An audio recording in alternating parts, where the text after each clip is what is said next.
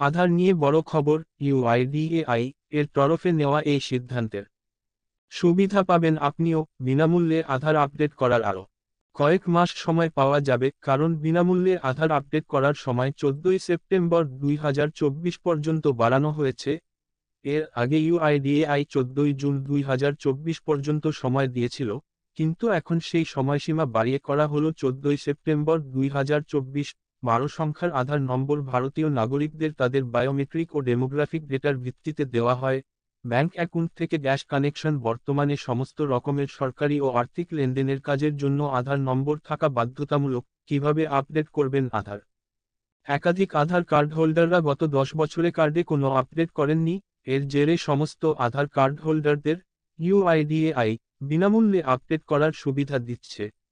মাই আধার portal থেকে যে কেউ নিজের আধার কার্ড আপডেট করার সুবিধা পাবেন।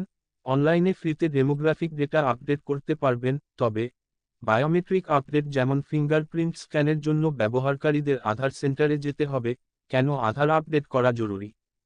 প্রত্যেক সরকারি যোজনা ও অন্যান্য পরিষেবার জন্য আধার কার্ড বাধ্যতামূলক করে দেওয়া হয়েছে। ব্যাংক অ্যাকাউন্ট থেকে নতুন সিম কার্ড, সব ক্ষেত্রেই আধার নম্বরের দরকার পড়ে। দেশের সকল নাগরিকদের ক্ষেত্রে আধার কার্ড থাকা অত্যন্ত জরুরি। এর পাশাপাশি সময়ে সময়ে আধার আপডেট করা অত্যন্ত জরুরি।